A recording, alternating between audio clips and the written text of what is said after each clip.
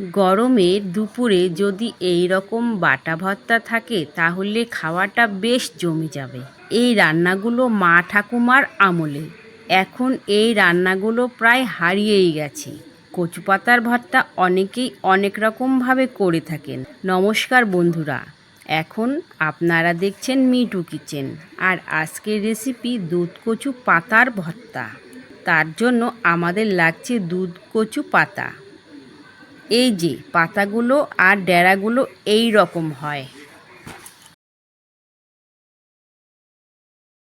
এবারে কেটে নেব। পাতাটা পরিষ্কারই আছে।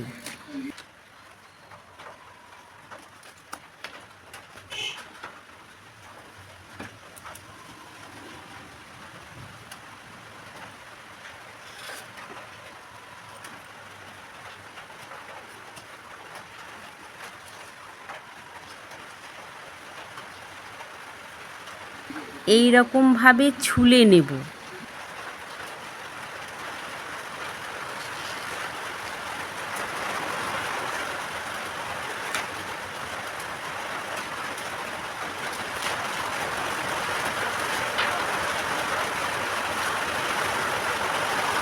পাতাগুলো ছোট করে কেটে নেব।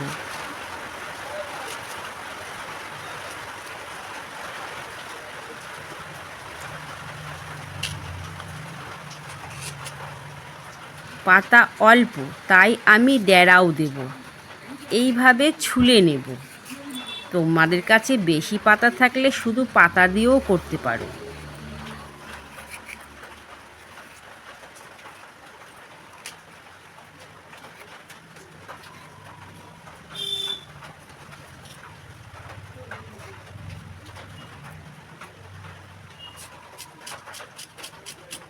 এবারে চোচাটা ছুলে এইভাবে পাতলা পাতলা করে কেটে নেব। এখন কলতলা থেকে ভালো করে ধুয়ে নিয়েছি। এবারে পেঁয়াজ লঙ্কা রসুন নিয়েছি, আর লাগবে বাদাম।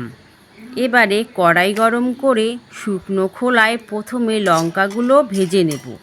ভর্তা মানেই ঝাল ঝাল, তাই বেশি লঙ্কা দিয়েছি। ভাজা হয়ে গেলে তুলে নেব। এবারে দেব বাদাম। এগুলো ভালো করে ভেজে নেব।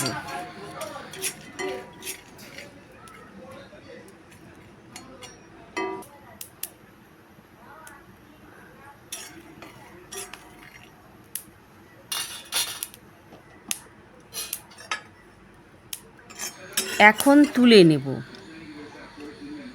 এবার দেব তেল, এতে দেব রসুন, ভেজে নেব।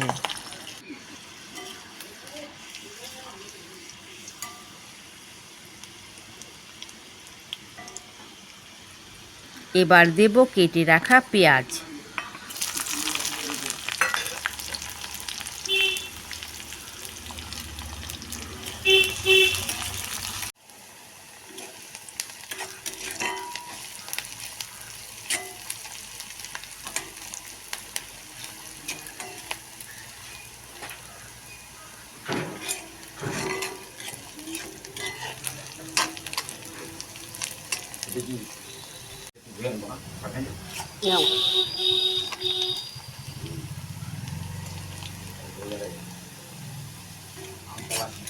পেঁয়াজটা লালচে করে ভেজে নিতে হবে। একটু সময় ধরে ভাজবো। ভাজা হয়ে গেলে, লালচে হয়ে গেলে তুলে নেব। ওই কড়াইতে দেব কচু শাকগুলো।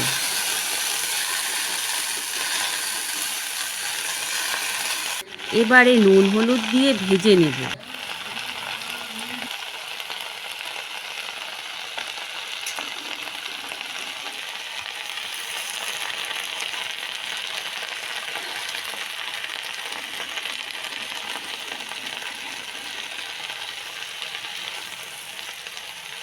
পেঁয়াজ রসুনটা ভেজে তুলে রেখেছি। লঙ্কা বাদাম ভেজে নিয়েছি।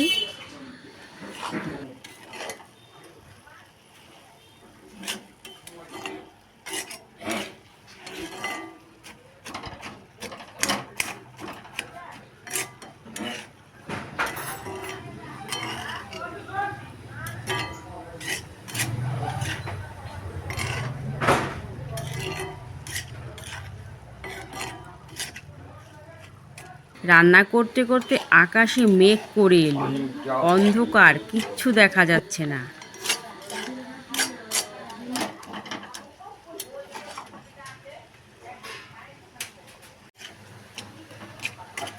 রান্না করতেছি এদিকে, কি হাওয়া, বৃষ্টি এসে বললো,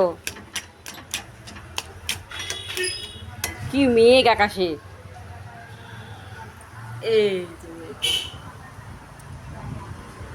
কি হাওয়া।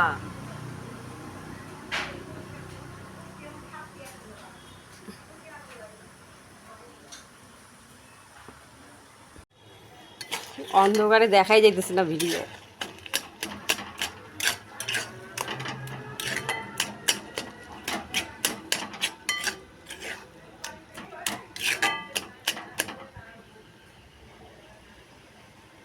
এবারে বাদাম লঙ্কা পেস্ট করে নেব।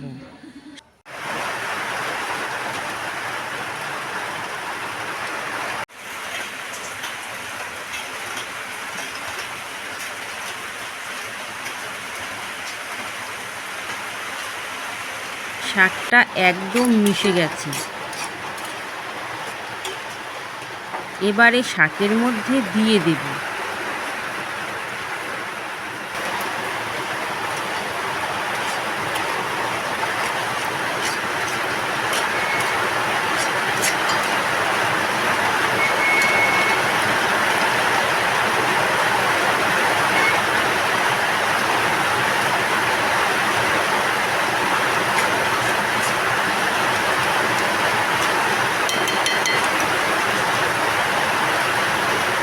এবার দেব ভেজে রাখা পেঁয়াজ রসুন।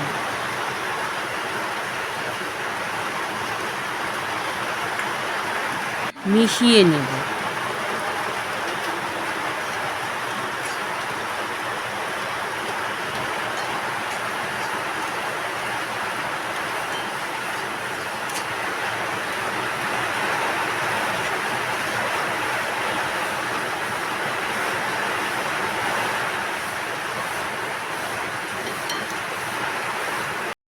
হয়ে গেছে, এই রকম হয়েছে। এবার গরম ভাতে পরিবেশন করব।